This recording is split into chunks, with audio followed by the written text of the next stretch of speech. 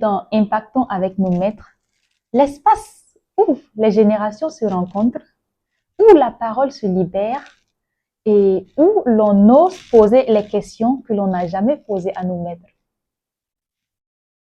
Aujourd'hui, nous recevons une figure emblématique de la médecine burkinabé, un pionnier, un bâtisseur, un homme d'engagement et de transmission, le professeur Youssoufou Joseph Bravo. Il n'a pas seulement écrit des pages d'histoire, il a aussi formé des générations. Mais aujourd'hui, au-delà du parcours, nous allons parler d'humain, de vérité, de médecine et de jeunesse.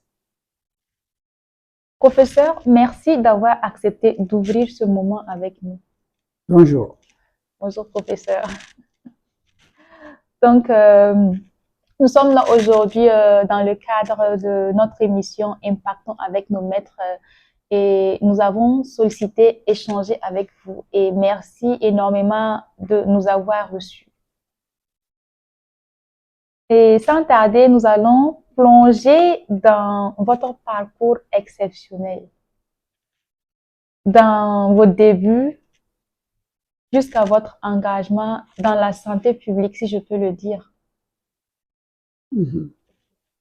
Donc, est-ce que vous pouvez nous raconter brièvement votre parcours depuis votre enfance jusqu'à votre spécialisation en médecine interne et bien sûr, pourquoi vous avez choisi d'aller même en médecine? Très bien. Donc, j'ai commencé les études primaires à l'école primaire publique de Tougan, Tougan Garçon A. Un parcours normal, et avec l'obtention du certificat d'études primaires, l'entrée en sixième, puis le concours d'entrée au Prytanée militaire du Kadiogo. Et les études secondaires se sont déroulées donc dans le cadre donc du Prytanée, donc une école militaire, jusqu'à la terminale et l'obtention du baccalauréat série C. C'est alors que j'ai été admis à l'école royale du service de santé militaire de Rabat, au Maroc, où j'ai commencé donc les études de médecine, qui elles aussi se sont déroulées de façon tout à fait normale. Vous me posez la question de savoir pourquoi j'ai choisi la médecine. Je ne sais pas pourquoi. Je crois que la médecine s'est imposée de façon naturelle à moi. D'abord parce que dans la famille, il y a beaucoup de gens qui font médecine. Et ensuite aussi, un événement quand même assez important et douloureux, c'était lorsque j'étais en terminale, en janvier. Et j'ai perdu ma maman qui a souffert d'une maladie chronique. Elle faisait une insuffisance cardiaque avec des difficultés respiratoires qu'on a gérées quand même de façon assez difficile. Et ceci a forgé quand même ma conviction qu'il fallait faire des études de médecine aussi pour aider les gens. Et donc, la médecine s'est imposée de façon naturelle, aussi parce que, étant donc dans une école militaire, il n'y avait pas beaucoup de choix. Il y avait quelques spécialités telles que l'armée de l'air, voilà, ou être fantassin, ou faire de la médecine. Et vu ma morphologie et puis mon tempérament, je ne me voyais pas tellement en train de faire fantassin. Donc voilà, j'ai choisi donc de faire la médecine. C'est comme ça donc que j'ai fait médecine. Mais pourquoi pas l'armée de l'air? Non, j'ai peur d'être en l'air moi. Donc je préfère avoir les pieds sur terre. Et donc vraiment la médecine, c'était tout ce que je voulais faire. Voilà, donc j'ai fait la médecine. D'accord, merci. Professeur, nous avons appris par les échos que l'on vous surnomme le maître des maîtres. Et nous aimerions savoir en fait quelle sensation cela vous procure d'être surnommé ainsi et si possible, est-ce que vous pouvez nous relater l'origine bien sûr de ce surnom? Non, je crois que je suis pas le seul qu'on appelle le maître des maîtres. Je pense que c'est très simple, c'est que tout simplement, euh, lors d'un de nos congrès et lors de rencontres, il y avait déjà d'autres professeurs, soit agrégés, soit des professeurs titulaires, que les autres appelaient déjà des maîtres. Et ces derniers m'appelaient leur maître. Donc, Ok. naturellement, les gens ont dit, mais écoute, c'est le maître Des des maîtres. maîtres. Donc, c'est Waouh. ce qui est tout à fait, voilà, symbolique. Mais bon, pour moi, ça n'a pas une connotation particulière. Je comprends que, bon, par la grâce de Dieu, j'ai pu former d'autres médecins qui, eux aussi, sont devenus des enseignants-chercheurs, sont devenus aussi des maîtres d'autres médecins. Et donc, voilà, c'est quelque chose de très simple. Donc, pour moi, ça n'a pas quelque chose de De particulier. particulier. Et je ne suis pas le seul. Donc, tous ceux qui ont formé d'autres qui sont devenus des maîtres, tout simplement. Voilà. D'accord. Quelle humilité. Mm. Ok. Et donc, nous allons aborder la deuxième rubrique qui se nomme ce que les jeunes n'osent pas dire. Et quand la jeunesse médicale doute, fatigue ou perd espoir, que dit un maître? Donc, je reviens sur une publication qui a été faite dernièrement sur les réseaux sociaux. Il y a eu une polémique où, voyons voir, une étudiante en médecine avait posté et demandant, deux points, je cite, cher jeune médecin, comment vous vous en sortez? Perso, je commence à perdre les pieds. Et comme commentaire que j'ai pu noter, tu peux voir quand même quelques réponses touchantes, comme deux points, je cite, perdre les pieds seulement ou on perd l'équilibre.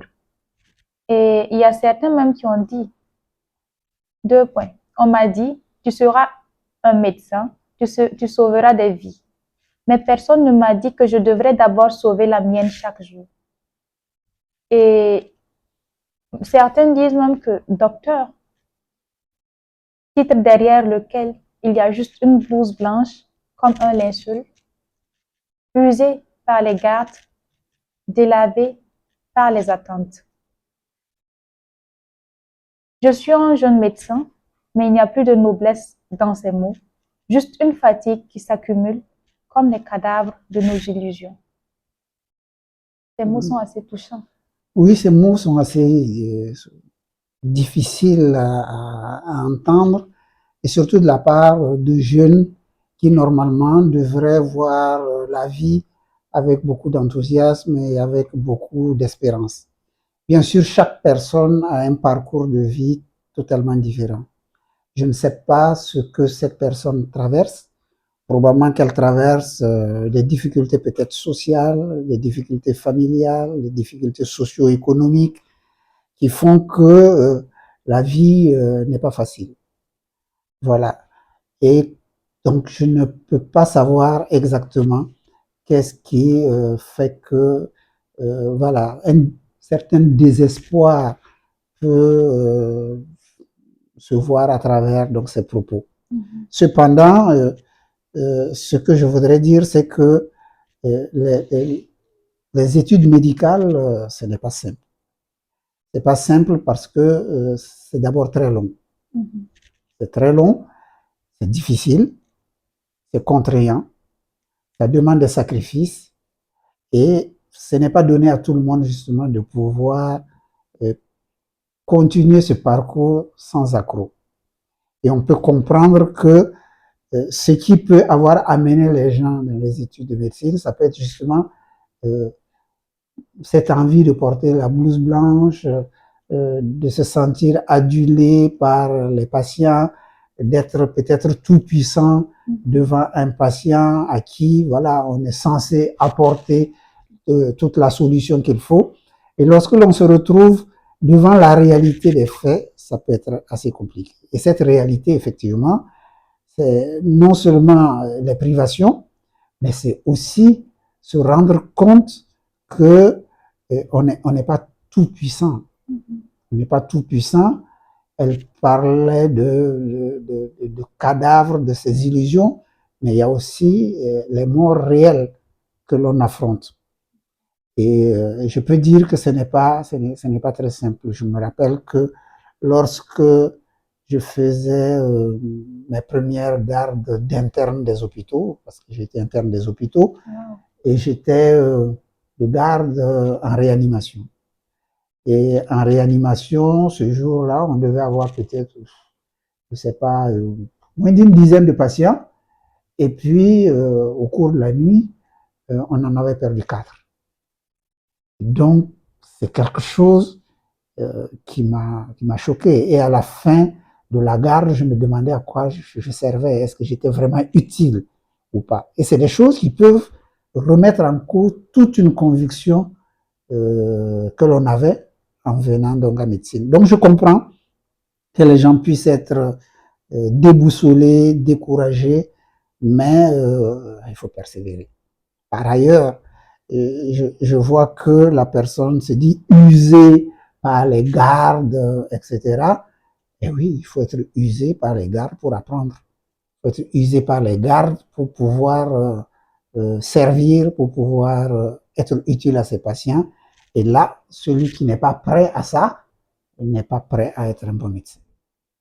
Qu'avez-vous à dire à un jeune médecin qui débute sa carrière avec les conditions vraiment pas simples et nous sommes étudiants et on entend souvent dire que voilà, souvent il y a l'exploitation dans les cliniques, souvent les payes ne sont pas ça. Donc, je ne sais pas. Qu'avez-vous à leur dire? Oui, tout dépend du début. L'autre jour, j'avais un patient devant moi et voilà, à la fin de sa consultation, il me confie que lui, il veut que son dernier fils, là, ce qu'il veut, là, il veut qu'il soit médecin. Je lui ai dit, ah bon, et le fils lui-même, il dit, non, justement, malheureusement, le fils, il veut pas faire médecine, mais lui, il tient à ce que son enfant fasse médecine. Je dis, mais pourquoi tu tiens à ce qu'il fasse médecine? Ah oui, parce que s'il fait médecine, là, au moins, s'il finit, il pourra avoir au moins un travail. Alors que le reste, là, c'est pas sûr qu'il va avoir un travail. Donc, vous voyez que la motivation du papa, ce n'est même pas la vocation de son fils à être au service de la personne, être au service d'un patient, voilà, soigner des gens, mais c'est la retombée financière, professionnelle. Et beaucoup de gens viennent en médecine pour ça. Il y a beaucoup aujourd'hui qui viennent en médecine. Nous avons tellement de demandes d'étudiants qui veulent faire médecine. Mais si l'on interrogeait la majorité d'entre eux, ils diraient la même chose que ce père-là, c'est que c'est peut-être la seule profession pour le moment où on est sûr de pouvoir faire quelque chose si l'on finit. Et ça, c'est, je crois, le gap qu'il y a entre la réalité du terrain et les exigences d'un bon médecin. On vient d'abord en médecine parce que on aime l'être humain, parce qu'on veut rendre service, parce que on veut apporter une réponse à la douleur, à la souffrance et aider à atténuer cette douleur et dans la mesure du possible soigner et guérir. C'est vrai qu'à 17 ans, 18 ans, on n'a peut-être pas toutes les idées en place pour maîtriser tout ça. Et souvent, on vient en médecine parce qu'on a vu un grand frère qui a fait médecine, qui a brillamment réussi. On a vu un maître, un oncle qui est un grand médecin, etc. C'est des choses qui inspirent.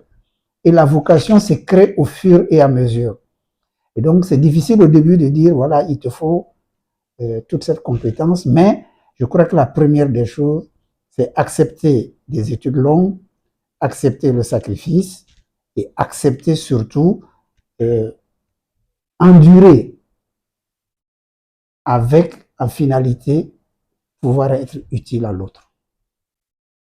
Donc, on peut dire que pour être en médecine, il faut réunir ce trio-là. Au moins, Ce n'est certainement pas tout, Mhm. mais il faut au moins ça. Il faut, et puis il faut la compétence. Hein. Moi, j'ai vu des... Donc, notre troisième rubrique, c'est médecine d'hier et médecine d'aujourd'hui. Professeur, quelles étaient vos méthodes d'apprentissage pendant vos études médicales? Comment organisez-vous votre temps entre cours, stages et vie personnelle? Est-ce que vous aviez des techniques concrètes ou je ne sais pas pour apprendre vos leçons, des techniques que vous aimeriez recommander aux étudiants en médecine d'aujourd'hui pour qu'ils puissent s'inspirer de ça et pouvoir s'en sortir, vu que souvent on se retrouve perdu. Tout à fait. En réalité, il n'y a pas de méthode miracle, voilà, que l'on pourrait donner qui permettrait à un étudiant en médecine de réussir. Mais il faut savoir que personnellement, les études ont toujours été quelque chose d'assez simple parce que j'ai eu le privilège d'avoir un don de mémorisation très facile. Donc ça, Wow, c'est quelque chose qui compte. énormément. Voilà. Et donc, très souvent, les gens disaient, écoutez, moi, je ne vais pas apprendre par cœur, je préfère comprendre et tout. Je disais aux gens, quand j'ai appris par cœur, voilà, je peux déjà ressortir ce qu'on me demande, je comprendrai plus tard. Voilà. Donc, je pense que il faut savoir et mémoriser, apprendre, voilà, garder en mémoire et pouvoir restituer. La médecine, c'est ça. Vous n'inventerez pas la position de l'os radial par rapport à je sais pas quoi, ça ne changera pas. Donc, vous n'avez rien à comprendre, il faut apprendre, il faut savoir que c'est comme ça et puis vous restituer. Voilà. Donc, il faut apprendre à vomir et après on va comprendre, Voilà, c'est on ça? comprendra, c'est ça. Et les signes cliniques, je ne sais pas moi, de la fièvre typhoïde, c'est toujours les mêmes signes depuis toujours. Alors, je ne vois pas qu'est-ce que toi tu veux comprendre dedans. Voilà, si on te dit que voilà, c'est la fièvre, c'est ceci, c'est cela, mais tu apprends et puis voilà, et tu ressors. Voilà, Exactement. je pense que c'est comme ça. Mais je pense que quand même, Mhm. euh, il y a tellement de choses à apprendre que l'on ne peut pas tout savoir. Et pour réussir, il ne faut pas mettre à deux mains. Ce que j'ai toujours fait depuis l'école primaire, c'est que dès que l'on a une leçon, le même jour, j'apprends la leçon. Et dans les études médicales, c'était pareil. Quand on a fini le cours, immédiatement, on l'apprend. Mais quand tu attends que l'examen arrive, c'est en ce moment que tu veux te mettre à réviser, évidemment, il y en a trop, tu ne retiendras Tout pas à du tout. fait. Voilà. Il faut être à jour de ces leçons et de ces apprentissages. Et ça, c'est très, très important. Vous avez voulu savoir comment allier la vie normale et les études. Mhm. Euh, Quand je parlais de sacrifice, ça ne voulait pas dire qu'il fallait arrêter de faire autre chose. J'ai toujours été engagé dans d'autres activités. Peut-être vous le savez, j'ai toujours été actif à l'église depuis que je suis petit. Mon père est pasteur et voilà, on a toujours été on a toujours milité dans les associations de jeunes à l'église. Et on a toujours été aux réunions, on a toujours été dans les camps. Donc, c'est des activités qu'on a toujours fait sans discontinuer, malgré les études. Et ça n'a jamais empêché. Par contre, lorsque l'on veut faire la bamboula tous les jours, et voilà, et aller danser, aller faire, voilà, ça peut gêner quand même. Et puis, j'ai toujours été, et ça vous le savez peut-être pas, un grand sportif. J'ai joué dans l'équipe de football du Britannique. On est allé dans des compétitions internationales au Ghana. On a Wow. été en finale ICBF. C'était ISUV à l'époque. Donc, je faisais beaucoup de sport. J'étais un champion de 1500 mètres, donc je faisais beaucoup de sport. Donc, c'est des activités que j'ai toujours fait malgré les études que je faisais et malgré les études de médecine, j'ai continué à pratiquer donc aussi bien les activités extra-médicales, c'est-à-dire mes activités à l'église, et aussi les activités sportives. Donc, l'un n'exclut pas l'autre. Il faut savoir organiser son temps. Et ce que vous ne savez pas non plus, bon, c'est pas, vous ne le feriez pas maintenant, c'est que je me suis marié très tôt. Je me suis marié très tôt, j'étais avec mon épouse, ma défunte épouse, euh, aux études au Maroc. On n'avait que 24 ans. Et notre premier enfant, qui est médecin actuellement, est venu quand nous avions 25 ans. Et on a géré notre vie de famille, notre enfant, les études médicales, mon internat et tout, de front. Et on a pu tout faire. Et donc, pour moi, il s'agit de savoir ce qu'il faut faire, quand, à quel moment, et qu'est-ce qui est important. Et puis, bon, quand on est bien organisé, les choses se passent bien. Voilà. Waouh, trop d'informations assez importantes, riches à la fois, jusqu'à ce que j'en perds la tête. Donc, en gros, il ne faut pas faire la bamboula tous les jours. Oui, mais ça, vous le saviez depuis, je n'ai pas besoin de vous le dire. Effectivement. Euh, d'accord. Et, et quelles sont les qualités humaines indispensables pour réussir en médecine? Je commence par les qualités indispensables. Je pense que pour être un bon médecin, il faut avoir soif de connaître, d'être bien Je note formé. ça en gras. Il faut avoir vraiment la soif d'apprendre, de connaître, d'être au top de l'information médicale. Parce que c'est une obligation pour un médecin d'offrir à ses patients les soins les plus actualisés possibles. Sinon, déontologiquement, c'est une faute. Et lorsque vous ne vous formez pas assez, vous êtes incapable d'offrir à votre patient les soins les plus adaptés. Donc, il faut être bien formé. Et pour être bien formé, il faut donc être à côté des formateurs. Parce que ce que les jeunes aujourd'hui ne font pas beaucoup, c'est peut-être pas votre faute, c'est que vous êtes trop nombreux, beaucoup plus nombreux. Ça fait que vous n'êtes pas à côté pour l'apprentissage au quotidien, à côté des maîtres. Or, la médecine, c'est de l'apprentissage. On doit prendre votre main pour vous aider à avancer. Et quand vous ne pouvez pas faire ça à côté donc de vos formateurs, évidemment, il manque certainement quelque chose. La deuxième chose, après la soif de savoir, c'est aussi l'humilité. Il faut savoir que on ne saura jamais tout. On ne pourra jamais tout. Et malheureusement, en médecine, on apprend de ses erreurs. C'est-à-dire, on ne doit pas avoir peur de faire des erreurs, bien sûr, pas des erreurs fatales, mais on fera toujours des erreurs. Et lorsque l'on fait des erreurs, ces erreurs doivent nous amener à aller plus loin. Et c'est pour cela que il faut éviter de se prendre pour le bon Dieu. Parce que on ne pourra jamais tout faire.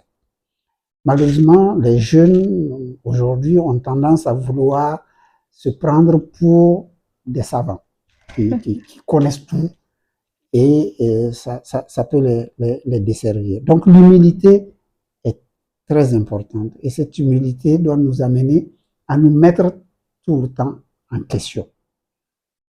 Jusqu'aujourd'hui, je le fais régulièrement lorsque j'ai un patient difficile, etc. Je vais même vers des plus jeunes pour leur dire, ah, j'ai ce patient-là, ça me pose tel problème, qu'est-ce que vous en pensez, etc. On discute avec des gens que j'ai formés et on échange. Contrairement à beaucoup de mes jeunes collègues qui reçoivent de mes patients, qui changent de traitement sans même me consulter.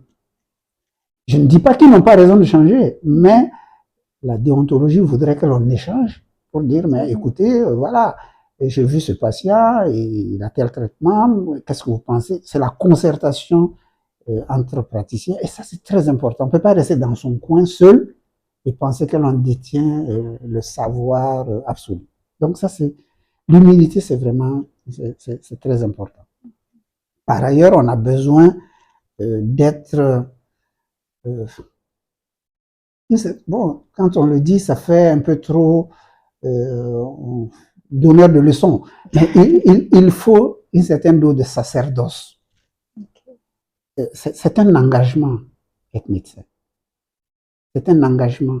C'est-à-dire que, justement, on n'y vient pas parce que, voilà, on veut être bien dans la société, bien vu, avoir de l'argent, etc.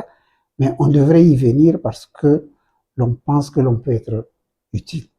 Vous voyez, il y a des guérisseurs, là, les gens courent derrière, etc. Pourquoi? Parce que, justement, on trouve que c'est des gens qui leur apportent une réponse. Le médecin, c'est pareil. Vous devez être des hommes de réponse, des, des gens de solution aux problèmes de vos patients. Et pour ça, il faut une certaine dose de sacerdoce. Autant on va vers le religieux, autant, voilà, on vient chez le médecin pour la même chose et nous devons être des gens disponibles, disposés à apporter donc les solutions. Voilà quelques éléments importants si l'on veut être un bon médecin. Merci pour ces éléments vraiment très importants et je pense que vous aviez commencé par là et maintenant, quelles sont les erreurs que vous remarquez fréquemment chez les étudiants en médecine ou chez les jeunes médecins qui est un frein à la bonne pratique de la médecine? Oui, aujourd'hui, je crois que le gros problème de la jeunesse, en général, c'est pas seulement les étudiants en médecine, c'est de vouloir arriver très vite. Nous sommes dans un monde qui va vite. Vous avez le téléphone portable, c'est l'instantané, les informations sont instantanées, tout semble être disponible immédiatement. Donc, c'est normal que les gens veuillent aller vite. Et donc, effectivement, même pour la médecine, les gens veulent aller très vite. Or, là, on ne deviendra un médecin qualifié que au bout de très nombreuses années de travail, d'apprentissage, d'expérience, etc. Donc, ça ne peut pas aller vite. Par ailleurs, effectivement, on se dit, je fais 10 ans d'études, je devrais être mieux que celui qui a fait 5 ans d'études. Ce n'est pas comme ça. Les influenceurs aujourd'hui ne font pas d'études, ils se tapent des milliers d'euros par jour, des millions de francs CFA, etc. Voilà, si tu veux gagner beaucoup d'argent, sois influenceur, ne fais pas de la médecine parce que tu ne pourras pas gagner beaucoup d'argent très vite en faisant la médecine. Mais tu gagneras bien ta vie, tu seras respecté dans la société parce que tu auras rendu service et lorsque voilà, tu reçois cette reconnaissance de la part de tes patients, je crois que ça n'a pas de prix. Et ça, c'est vraiment très important. Voilà, donc, soyez patient, endurant, et les choses viendront par la suite. Voilà, comme dit l'autre dans la Bible, cherchez, bon, cherchez premièrement le royaume des cieux et le reste viendra après.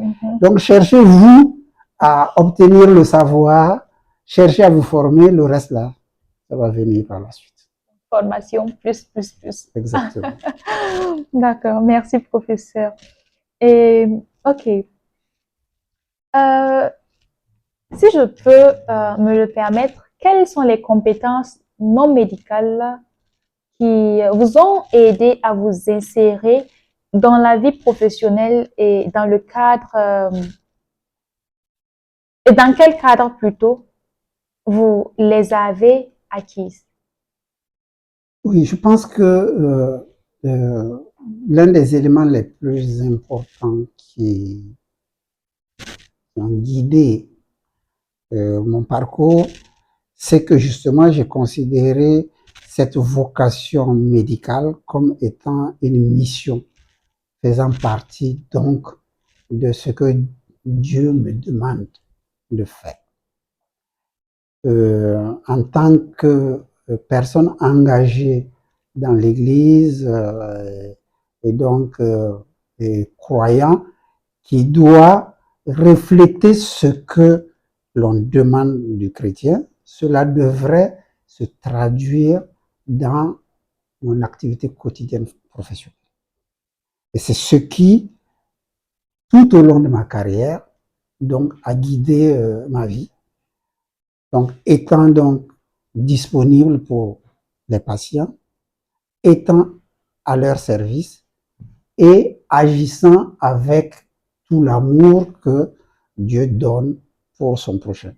Et donc ça, c'est un élément important pour lequel on n'apprend pas dans les livres et qui est donc une manière de vivre qui est ce que la nature fait de vous, de votre personne dans la société. Et je crois que ça, c'est très, très important pour tout ce que j'ai pu faire dans ma carrière.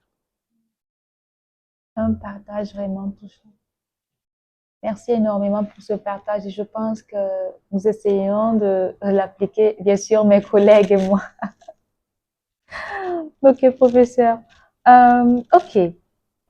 A été votre plus grand défi personnel ou professionnel et comment vous l'avez surmonté? Si vous avez une anecdote qui vous a marqué dans votre carrière ou que vous n'avez jamais raconté, mais qui en vaut la peine d'être partagée. Non, si je n'ai jamais raconté, c'est pas ici que je me raconte. Certainement pas, mais bon. Et il faut dire que il y a plein de situations. Mais ce qui m'a beaucoup touché quand je suis rentré de mes études médicales, et comme je l'ai dit, j'ai fait des études de médecine interne, bien sûr. J'ai été ancien interne des hôpitaux. Et au Maroc, là-bas, à la fin des études d'assistant, on passait un concours de maître assistant. J'avais passé donc le concours de maître assistant là-bas et admis au concours de maître assistant avec donc le diplôme de médecine interne. Voilà, je rentre dans mon pays. Évidemment, pour nous, ça aussi c'est l'erreur de la jeunesse. On s'est dit, quand tu vas rentrer, normalement on devrait te dérouler le tapis rouge pour t'accueillir et puis voilà, t'offrir les plus belles perspectives.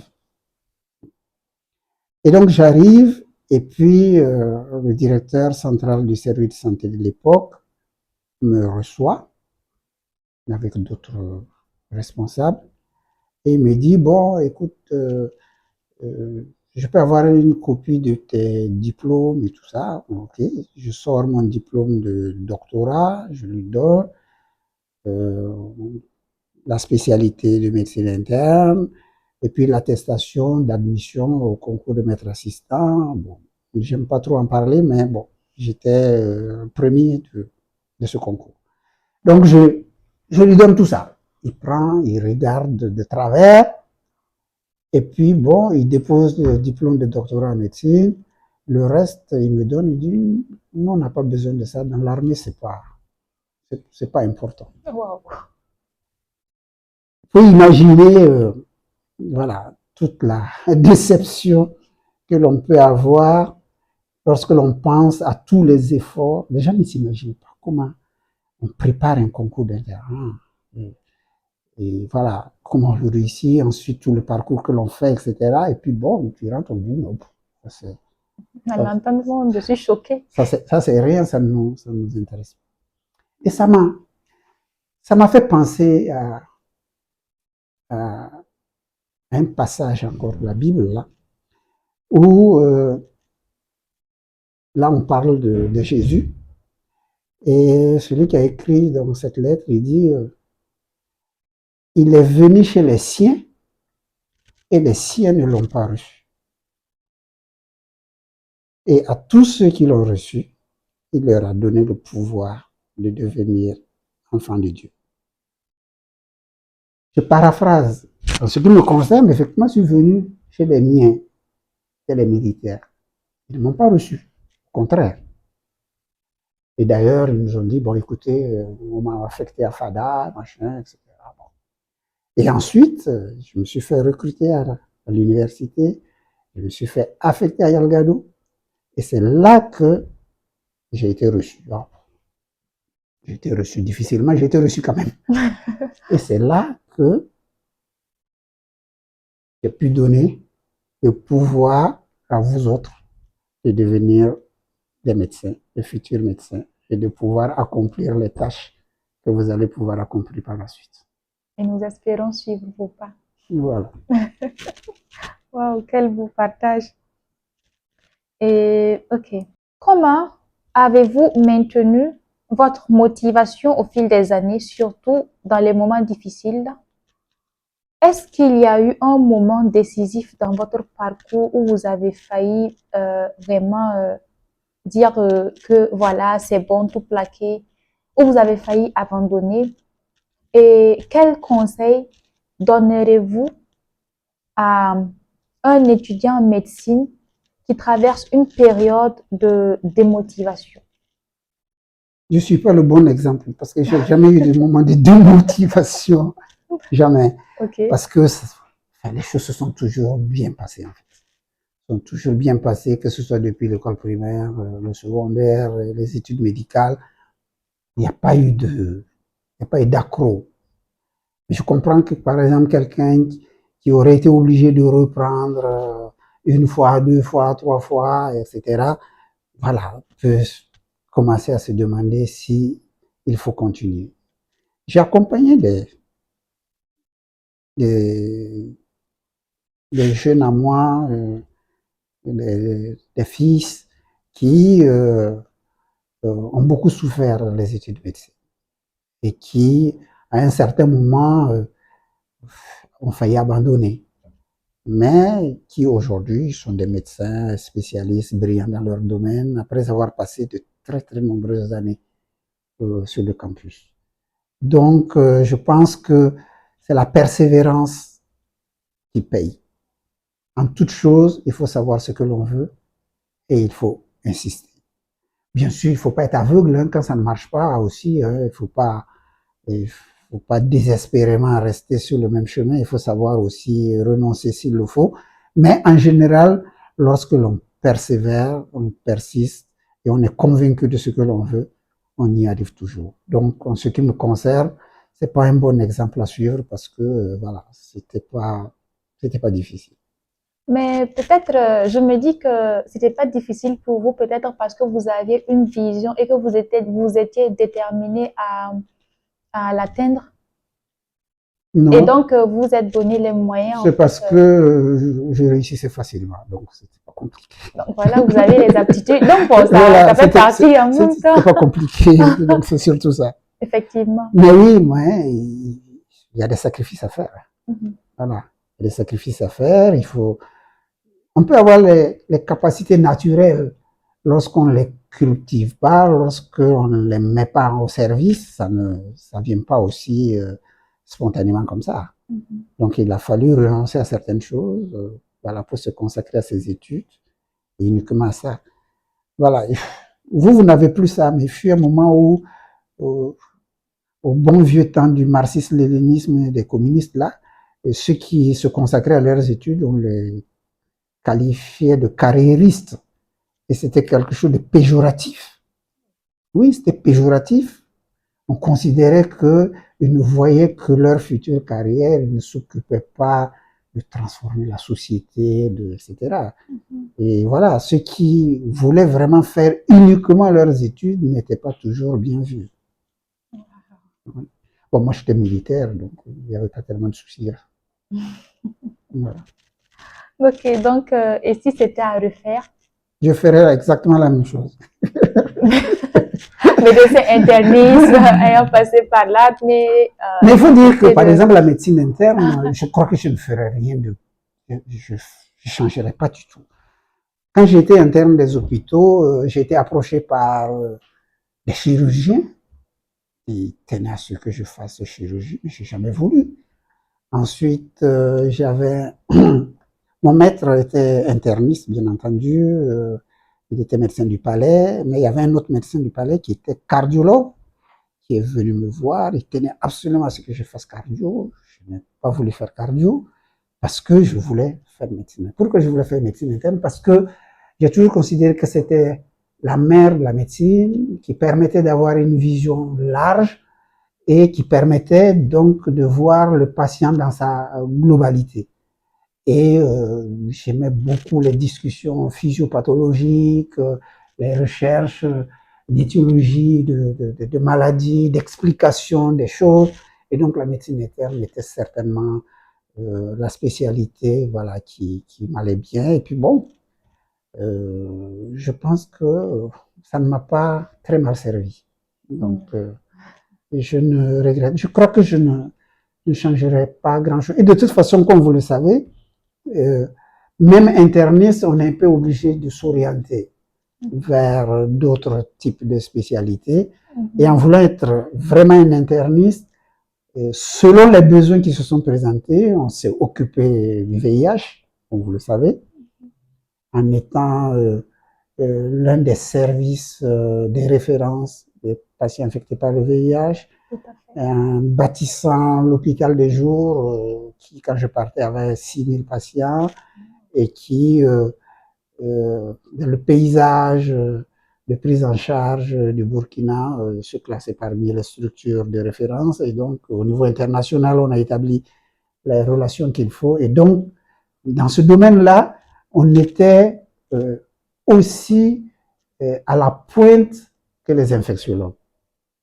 Wow. La preuve, nous avons mis en place le diplôme interuniversitaire sur le VIH où les gens venaient de partout. On a formé plus de 1000 personnes à travers l'Afrique et tout. Et il y a des infectiologues que nous avons formés et que nous avons agrégés. Donc, en étant internistes. De même, on a développé la diabéto qui était balbutiante quand nous arrivions. Et jusqu'à présent, lorsque nous allons dans les congrès ailleurs, au Sénégal, par exemple, notre grand maître, le professeur Sow, rappelle toujours que lui, il a connu la diabétologie du Burkina à travers notre action. Donc, on a bâti la diabéto. Aujourd'hui, c'est une diabéto connue et qui se distingue au niveau, encore une fois, international et tout. Et donc, voilà, tout ça, c'est de la médecine interne. Et donc, nous avons réussi à créer quelque chose qui perdure et qui, on espère, va continuer ainsi. Et là, je sens que je vais m'orienter en médecine interne, hein, parce que vous êtes en train de me convaincre d'aller en médecine interne, là. Les jeunes aujourd'hui n'aiment pas trop la médecine interne, ça nous ferait vraiment plaisir. Mais c'est intéressant, je trouve. Et j'en connais plusieurs qui veulent s'orienter en médecine interne. Très bien. D'accord. Donc, est-ce que vous avez un message à laisser aux prochaines générations de médecins du Burkina Faso? Est-ce que vous avez un conseil particulier à donner aux jeunes médecins également qui commencent actuellement leur carrière? Et si possible, un mot ou une citation, une parole digne d'intérêt pour tous ceux qui nous regardent aujourd'hui. Ce que nous regrettons lorsque on regarde en arrière, c'est que, c'est vrai, la médecine du Burkina est à l'image du pays, confronté aux difficultés structurelles, confronté aux difficultés matérielles et financières, d'infrastructures, si bien que nous avons encore de très nombreux malades qui n'ont pas accès aux soins, de très nombreux malades qui meurent dans nos structures alors qu'on aurait pu probablement les sauver. Je pense encore à la mortalité maternelle infantile qui est très élevée, à ces maladies infectieuses que nous n'avons pas encore contrôlées, alors que les maladies chroniques commencent à prendre l'ampleur, le diabète, l'hypertension, les maladies cardiovasculaires, les cancers. Tout ça, ça fait que les défis en matière de santé sont énormes. Et on a besoin d'hommes et de femmes engagés pour relever ces défis-là. Bien sûr, les médecins seuls ne pourront pas le faire.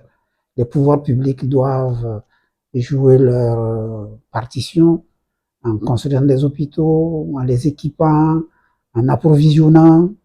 On sait que cela ne se fera pas non plus d'un claquement de doigts, mais on a besoin de médecins. On a besoin de médecins, mais je suis inquiet quand même parce que les structures de formation des médecins ne sont plus adaptées au nombre de médecins à former. Il y a trop d'apprenants par rapport à nos structures d'accueil, notamment dans nos hôpitaux, même dans nos amphis. C'est assez compliqué. Et donc, nous avons peur que l'apprentissage ne soit pas au top et que les médecins qui sortent n'aient pas les compétences que l'on aurait voulu qu'ils puissent avoir. Donc, c'est un défi. C'est pas seulement chez nous, dans tous les pays africains, c'est comme ça. Mais je peux vous dire que la majorité des médecins qui sortent de nos structures sont des médecins compétents. Ce sont des médecins qui, lorsque, par exemple, ils vont passer des tests ailleurs, etc., sont parmi les meilleurs. Donc, nos écoles sont de bonnes écoles. De bonnes écoles, nous avons de bons enseignants, nous avons des étudiants dévoués, engagés. Et donc, s'il y a un conseil à donner, c'est qu'il faut que les gens continuent sur cette lancée en ayant donc en perspective que notre société a besoin de médecins qui vont donc être à leur service. Donc voilà. Donc, en gros, nous sommes bons. On a de bons médecins. Il faut juste redoubler d'efforts dans l'amélioration de nos structures de santé. Tout à fait. Et également, voilà. Alors, que chacun y mette du sien. Tout à fait. Et vous voulez une citation pour finir? C'est ce que je mets sur mon profil. C'est une citation biblique. Malheureusement, je ne connais que ça. Mais c'est bien intéressant. Qui dit « Je peux tout par celui qui me fortifie ». Et donc, tout ce que j'ai accompli, ce n'est pas par ma force personnelle, mais c'est par la force que le Seigneur m'a donné de le faire.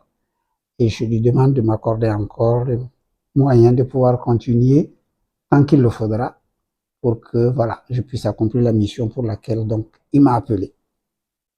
Et moi, je trouve que c'est d'ailleurs la meilleure manière de conclure cette belle émission. Hein? Donc, merci, professeur, pour ce moment de vérité et de transmission. Et à travers vos mots, c'est tout un héritage, en fait, qui est en train de passer. Et nous, la jeunesse, nous sommes très ravis de le recevoir et également de le faire grandir. Merci pour votre impact et encore merci de nous avoir reçus. Merci à vous d'être passé. Bonne journée à vous. Merci à vous pareillement, professeur.